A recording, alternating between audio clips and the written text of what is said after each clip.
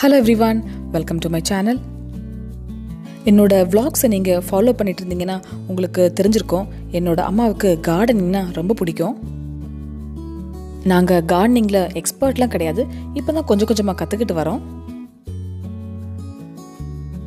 நாங்க இதுவரைக்கும் fertilizersலாம் பெரிய அளவுல யூஸ் பண்ணதே கிடையாது. ஆனா இப்போ fertilizers பத்திலாம் கொஞ்சமா கத்துக்கிட்டே வராங்க. இந்த வீடியோல எங்க அம்மா என்னென்ன fertilizers யூஸ் பண்றாங்க அதை தான் ஷேர் பண்ண போறேன். என்னோட அம்மா organic as well as chemical fertilizers ரெண்டுமே யூஸ் பண்ணுவாங்க. பட் ஜாஸ்தியா யூஸ் பண்றது ஆர்கானிக் fertilizers தான். ஒரு விஷயம் சொல்லி ஆகணும், we are still in the learning phase தான். நாங்க யூஸ் பண்ணிட்டு இப்பதான் கொஞ்சமா கத்துக்கிட்டு வரோம். இந்த குட்டி பக்கெட்ஸ்ல நாங்க chemical fertilizers வச்சிருக்கோம். இது எல்லாமே பர்ச்சேஸ் பண்ணது நாகர்கோயில தான்.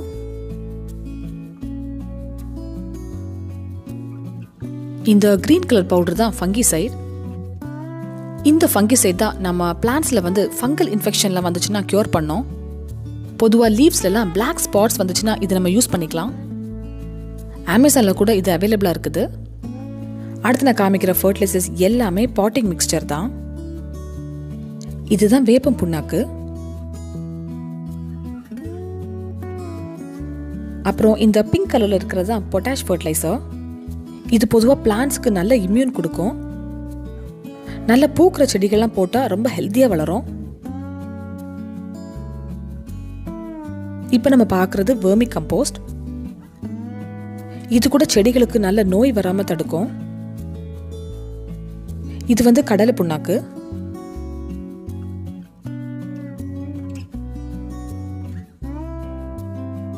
அண்ட் இதுதான் கோகோபீட். இப்பெல்லாம் செடி வளர்க்குறதுக்கு மண்ணு கிடைக்கிறதுக்கே ரொம்ப கஷ்டமா இருக்குது. ஸோ அதுக்கு ரீப்ளேஸ்மெண்ட் தான் இந்த கோகோபீட். இது வந்து இது மாதிரி பெரிய பிளாக்ஸில் தான் செல் பண்ணுவாங்க. நம்ம வாட்டரில் கொஞ்சம் 1 hour சோக் பண்ணிட்டாலே போதும், இப்படி உதிரியாக நல்லா வந்துடும். நம்ம கோகோபீட் யூஸ் பண்ணுறதுனால நம்ம செடிகளுக்கு எப்போவுமே நல்ல மாய்ஸ்சர் கண்டென்ட் இருக்கும்.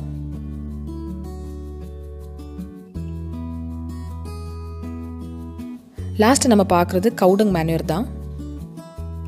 நாங்கள் அமேசானில் தான் வாங்கினோம். அண்ட் லிங்க் வந்து நான் டிஸ்கிரிப்ஷனில் கொடுக்குறேன். இதுதான் நாங்கள் யூஸ் பண்ணுற ஃபர்டிலைசர்ஸ். இதுதான் என்னோட அம்மா ஃபாலோ பண்ணுற பாட்டிங் மிக்ஸ்சர். இது வந்து ஒரு செடிக்கெலாம் கிடையாது, கிட்டத்தட்ட 3 to 4 பிளான்ட்ஸ்க்கு வைக்கக்கூடிய பாட்டிங் மிக்ஸ்சர் தான். வேப்பம் புண்ணாக்கு அண்ட் கடலை புண்ணாக்கு வந்து 2 ஸ்பூன், அப்புறம் வெர்மி கம்போஸ்ட் வந்து 4 ஸ்பூன், அண்ட் பொட்டாஷ் வந்து 1 ஸ்பூன் எடுப்பாங்க. கவுடங் மேனூர் வந்து எவ்வளவு வேணாலும் போட்டுக்கலாம்.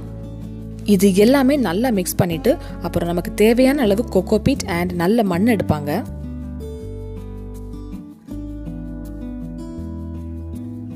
இது எல்லாமே நல்லா மிக்ஸ் பண்ணா எங்களோட பாட்டிங் மிக்ஸ் வந்து ரெடி ஆயிரும்.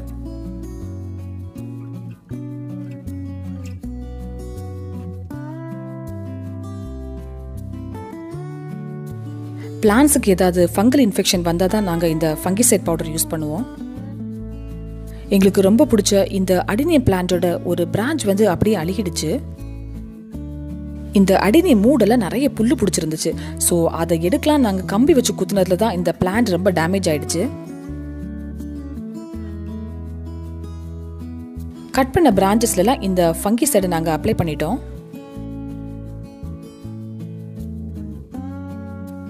இப்படி பண்றதுனால இந்த அடினியம் பிளான்ட் வந்து ஃபர்தரா இன்ஃபெக்ட் ஆகாது.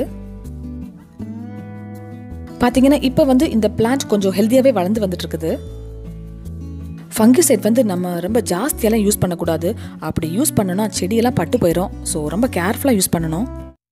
இந்த டெசர்ட் ரோஸ்ல கேட்டர்பில்லர்ஸ் இருந்துச்சுன்னா ஒரு 2 to 3 daysலேயே எல்லா லீவ்ஸுமே அப்படியே சாப்பிட்றோம். இதை கண்டுபிடிக்கிறதுக்கே ரொம்ப கஷ்டம். பொதுவாக அந்த லீவ்ஸ் அடியில் அப்படியே இருக்கும். இந்த மாதிரி கேட்டர்பில்லர்ஸ் பார்த்தோம்னா நாங்கள் அதை அப்படியே ரிமூவ் பண்ணிடுவோம். அடுத்து நம்ம பார்க்க போகிறது எல்லாமே ஆர்கானிக் கம்போஸ்ட் தான். இது நமக்கு ஈஸியாகவே அவைலபிளாக இருக்கும். முதல்ல பார்க்குறது இந்த வாட்டர்மெலன். இந்த வாட்டர்மெலனில் இருக்கிற ஒயிட் பார்ட்டை வந்து நாங்கள் சாப் பண்ணிவிட்டு ஒரு 5 to 6 days நல்ல வாட்டரில் சோக் பண்ணி வச்சுருவோம். ஹேண்ட் பிளெண்டர் யூஸ் பண்ணி நாங்கள் இதை நல்லாவே அரைச்சிக்கிட்டோம். பை த வே இந்த ஹேண்ட் பிளெண்டர் வந்து நாங்கள் தோட்டத்துக்குன்னே ஒதுக்கி வச்சது தான். அதுக்கப்புறம் நம்ம இதை ஸ்ட்ரெயின் பண்ணிக்க வேண்டியதான். இதில் வந்து நிறைய நைட்ரஜன், கால்சியம் அண்ட் வைட்டமின்ஸ் இருக்குது. இது யூஸ் பண்ணுறதுனால செடிகள்லாம் நல்லா ஹெல்த்தியாக வளரும். இதில் வந்து நாங்கள் பனானா ஸ்கின், அப்புறம் குக் பண்ணும்போது வேஸ்ட்டாக வருகிற வெஜிடபிள்ஸ், இது எல்லாமே நாங்கள் ஒரு 3 days சோக் பண்ணி வச்சுருவோம். வெஜிடபிள்ஸ்னால் இதில் கியூக்கம்பர் இருக்கும், கேரட் இருக்கும், ஆனியன்லாம் பீல் பண்ணுற வேஸ்ட் இருக்கும். இது எல்லாமே நல்ல இன்னஃப் குவான்டிட்டி ஆஃப் வாட்டரில் நாங்கள் 3 days சோக் பண்ணி வச்சுப்போம். இதுவும் நம்ம நல்லா அரைச்சிக்கணும். இந்த நேச்சுரல் ஃபர்டிலைசர்ஸ் எல்லாமே நம்ம கான்சன்ட்ரேட்டாக யூஸ் பண்ணக்கூடாது. நாங்கள் அரைச்சிட்டு 1:5 ரேஷியோவில், அதாவது ஒரு பங்கு ஃபர்டிலைசர்ஸ்னால் 5 மடங்கு தண்ணி, இந்த அளவில் நாங்கள் மிக்ஸ் பண்ணி வச்சுப்போம். இதெல்லாம் யூஸ் பண்ணுறதுனால நம்ம செடிக்கெல்லாம் அவ்வளோ பூ பூக்கும். மோரோவர் ரொம்ப ஹெல்த்தியாக இருக்குது. இந்த ரிசல்ட்டை நாங்களே கண்ணால் பார்க்குறோம். நம்ம கான்சன்ட்ரேட்டாக யூஸ் பண்ணால் செடிகள் வந்து பட்டு போக சான்ஸ் ரொம்பவே இருக்குது. ஸோ நல்லா டைல்யூட் பண்ணி தான் நம்ம யூஸ் பண்ணணும். இந்த நேச்சுரல் ஃபர்டிலைசர்ஸ்லாம் நம்ம பிளெண்ட் பண்ணும்போது லைட்டாக ஸ்மெல்லாகவே இருக்கும். நானே அம்மாட்ட கேட்பேன், அம்மா எப்படிமா இதெல்லாம் பண்ணுறீங்கன்னு. அதுக்கு அவங்க சொல்லுவாங்க, நீ ஃப்ளவர்ஸோட அழகெல்லாம் ரசிக்கிற, பட் அதுக்கு ஊட்டச்சத்து கிடைக்குன்னா நம்ம இதை மாதிரி செஞ்சே ஆகணும்னு சொல்லுவாங்க. ஸோ ரொம்ப டெடிக்கேட்டிவாக பண்ணுறதுனால தான் ரிசல்ட்டும் நல்லா இருக்குது போல இருக்குது. பொதுவாக நாங்கள் ஃபர்டிலைசர்ஸ்லாம் ஈவினிங் 6 மணிக்கு மேலே தான் பிளான்ட்ஸ்க்கு நாங்கள் விடுவோம்.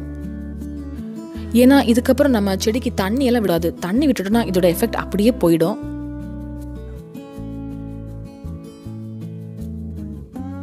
அது மாதிரி மழையாக இருந்துச்சுன்னா நம்ம ஃபர்டிலைசர்ஸ்லாம் விடக்கூடாது.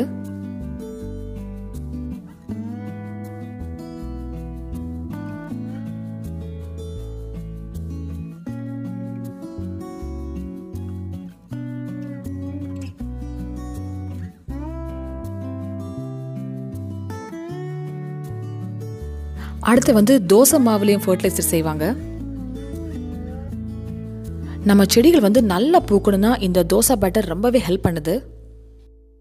1 கப் தோசை மாவை நாங்கள் 2 to 3 days நல்லா புளிக்க வச்சப்புறம் ஒரு 5 மடங்கு தண்ணி ஊற்றி மிக்ஸ் பண்ணிடுவோம். பூக்கிற செடிக்கு தான் இதை நாங்கள் யூஸ் பண்ணுவோம். பொதுவாக இட்லி மாவு வந்து லாஸ்ட் டே ரொம்ப புளிச்சிட்டுனா இப்போ நாங்கள் அதெல்லாம் கொட்டுறது கிடையாது. நாங்கள் உரமாகவே யூஸ் பண்ணுறோம்.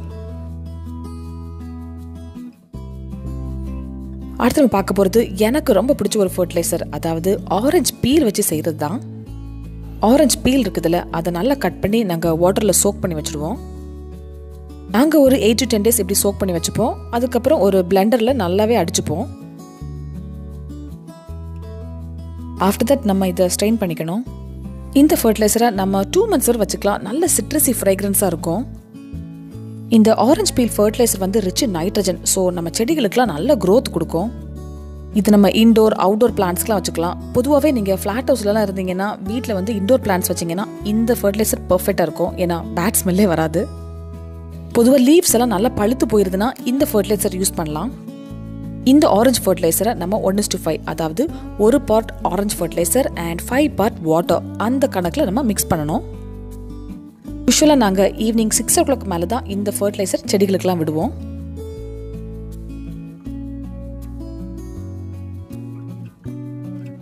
ஒரு செடிக்கு 1 mug விடுவோம். இப்போ நான் காமிக்கிறது neem oil, which can be used as a pesticide or insecticide. Actually சாஷியில் தான் கிடச்சிது. நாங்கள் இந்த பாட்டில் ட்ரான்ஸ்ஃபர் பண்ணி வச்சுருக்கிறோம். செடிகளை பூச்சி புழு எது இருந்தாலும் திஸ் இஸ் த பெஸ்ட் சொல்யூஷனுங்க. பார்த்தீங்களா, இந்த செடியில் லைட்டாக பூச்சி வச்சிருக்குது, அதனால தான் யூஸ் பண்ணுறோம். இதோட ப்ரொபோர்ஷன் என்னென்னா 1 teaspoon ஆஃப் நீம் ஆயில் எடுத்துக்கிட்டோன்னா 1 liter of oil and 10 drops of any soap water like hand wash. இந்த மாதிரி ஒரு ஸ்ப்ரே பாட்டில் எடுத்து எல்லா செடிகளும் நம்ம அடிக்கணும். ஒன்ஸ் இன் எவ்ரி 15 days இதை யூஸ் பண்ணுறது ரொம்ப நல்லது. இந்த செடியை பாருங்கள், it's infected by insects and ஒரு ஸ்ப்ரேலே எவ்வளவு நல்ல ரிசல்ட் கிடச்சிருக்குன்னு பாருங்கள். பார்த்தீங்களா, கிட்டத்தட்ட 90% ஆஃப் இன்ஃபெக்ஷன் அப்படியே போயிடுச்சு. நம்ம ஆர்கானிக் வேல கார்டனிங் பண்ணோம்னா திஸ் இஸ் த பெஸ்ட் பெஸ்டிசைடுங்க. இது வந்து சின்னமன், அதாவது பட்டை நல்லா கொதிக்க விட்ட ஒரு ஃபர்டிலைசர் தான். 1 liter தண்ணியில் ஒரு 6 to 7 சின்னமன் பீசஸை நல்லா பாயில் பண்ணி விட்டுட்டு 1/2 liter சுண்டை காய்க்கணும். அதுக்கப்புறம் நம்ம அதில் 2 மடங்கு தண்ணி ஊற்றி இந்த மாதிரி ஒரு ஸ்ப்ரே பாட்டில் எடுத்துக்கலாம். இது மெயினாக நாங்கள் அடினியம் பிளான்ட் தான் யூஸ் பண்ணுவோம். இந்த பிளான்டோட லீஃப் வந்து கொஞ்சம் எல்லோ ஆகிட்டுனா நாங்கள் இதை ஸ்ப்ரே பண்ணுவோம். பார்த்தீங்களா, இந்த அடினியத்தோட இலை வந்து ரொம்ப எல்லோ ஆயிடுச்சு. இந்த சின்னமன் வாட்டர் செஞ்சுட்டு நாங்கள் ஒரே நாளில் யூஸ் பண்ணிக்க மாட்டோம். ஒரு 10 நாளாவது வச்சுப்போம். ஒருவர் வந்து இந்த செடியிலெல்லாம் பூச்சி வராமல் இருக்கிறதுக்கு இந்த சின்னமன் வாட்டர் ரொம்பவே ஹெல்ப் பண்ணும். இது மாதிரி எல்லோ ஆயிடுச்சுன்னா ஒரு வாரத்துக்கு நாங்கள் 2 to 3 டைம்ஸ் யூஸ் பண்ணுவோம். நாங்கள் ஃபர்டிலைசர்ஸ் யூஸ் பண்ணி இந்த பூக்கெல்லாம் எவ்வளோ செழிப்பாக நல்லா வந்திருக்குன்னு பாருங்கள். பொதுவாக போகின் வில்லியாஸுக்கெல்லாம் இந்த தோசா பேட்டர் ஃபர்டிலைசர் வந்து ரொம்ப சூப்பராக ஒர்க் ஆகுது.